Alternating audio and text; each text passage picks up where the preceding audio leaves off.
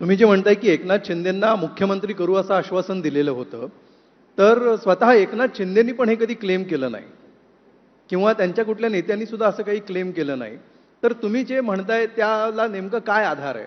असं आहे की एकनाथ शिंदेना क्लेम करायला तोंड शिल्लक राहिलेच कुठे. भारतीय जनता पार्टी ही सत्तेपासून बाहेर होती. उद्धव बाळासाहेब ठाकरेंचं सरकार होतं.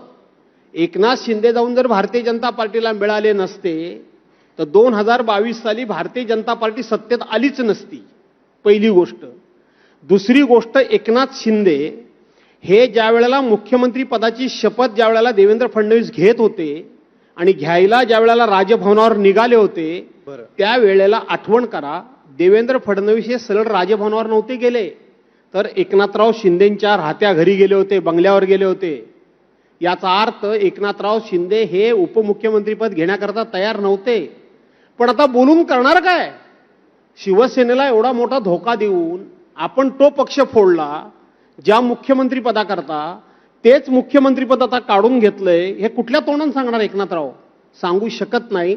परंतु त्यांच्या मनातली खतखत ही सातत्याने दिसते. म्हणजे उपमुख्यमंत्रीपद घ्यायला तयार नसणं आणि मुख्यमंत्रीपदाचं आश्वासन दिलेलं असणं ह्या दोन वेगळ्या गोष्टी नाही आहेत का? असं आहे की ही दुःख दोघांची पण आहेत. बरं, ज्या वेळेला एकनाथराव शिंदेना भारतीय जनता पार्टीनं मुख्यमंत्री पदाचं उमेदवार म्हणून घोषित केलं, त्यावेळेला देवेंद्र फडणवीसांचा चेहरा नजरेसमोर आणा.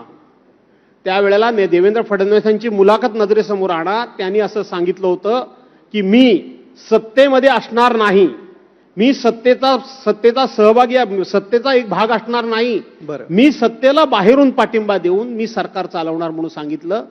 10 मिनिटांमध्ये त्यांचे केंद्रीय मंत्री जे.पी. नड्डा साहेब यांनी दिल्लीतून जाहीर केलं की आमचे देवेंद्र फडणवीस हे मंत्रिमंडळामध्ये सामील होतील. ह्या घटना जरी बाहेर कोण बोलत नसलं तरी ज्यांच्या बाबतीत घडतात त्यांच्या मनामध्ये वेदना असतातच ना. ठीक आहे. त्याच्यापूर्वी देवेंद्र फडणवीस हे मुख्यमंत्री होते, त्यांना उपमुख्यमंत्री व्हावं लागलं, ते नाराज होते. आता एकनाथ शिंदे मुख्यमंत्री होते, त्यांना पुन्हा उपमुख्यमंत्री व्हावं लागलं, ते नाराज